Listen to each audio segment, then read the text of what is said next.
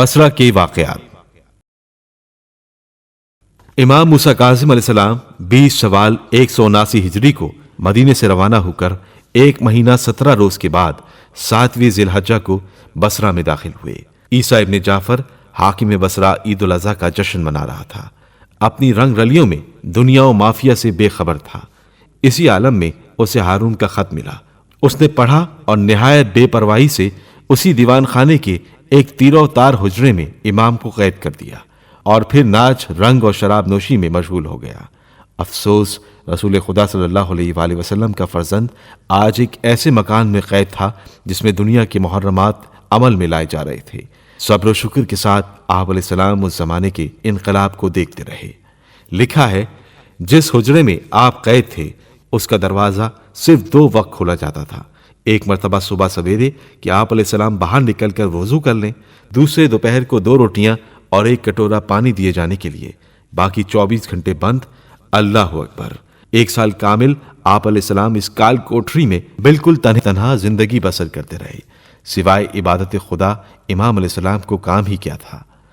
اس مدت میں کئی بار ہارون نے عیسیٰ کو بتاکید دیکھا کہ موسیٰ ابن جعفر کو زہر دے کر شہید کر ڈال، مگر وہ اس پر قادر نہ ہو سکا، بلکہ جس قدر آپ علیہ السلام کی اسیری کی مدت بڑھتی گئی، عیسیٰ کو آپ کی نیک مزاجی، عبادت گزاری، صبر و رضا اور بے گناہی کا پتہ چلتا گیا، تو اس نے ہارون کے تاکیدی احکام کی طرف کوئی توجہ نہ کی اور آپ علیہ السلام کے قتل و ہلاکت کی تعمیل کو تاخیر میں ڈالتا رہا۔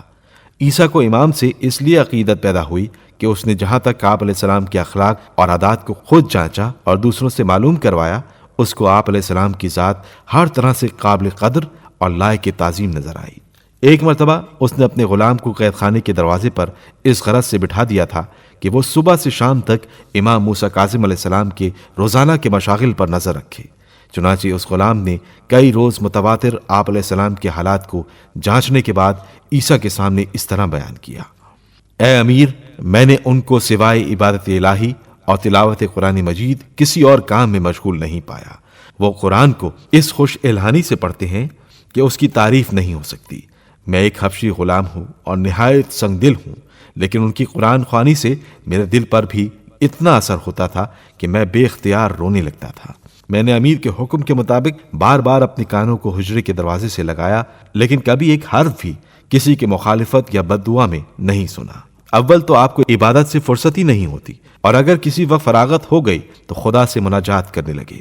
کبھی اس پر شکر کرتے تھے کہ خدایا تو نے ایسی تنہائی کی جگہ اپنی عبادت کے لیے عطا فرمائی جہاں میں دنیا کے مکروہات سے علیحدہ رہ کر تیری یاد کرتا ہوں۔ یہی میری مراد تھی جو حاصل ہو گئی۔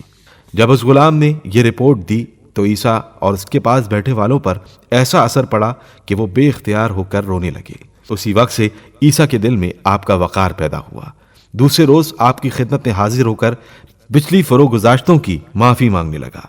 عیسیٰ نے ہارون کو ایک خط میں لکھا کہ امام موسیٰ کاظم علیہ السلام کو میرے پاس قید میں 1 برس کا زمانہ گزر گیا اور مجھے کسی طرح ان کے قتل پر جرت نہ ہو سکی۔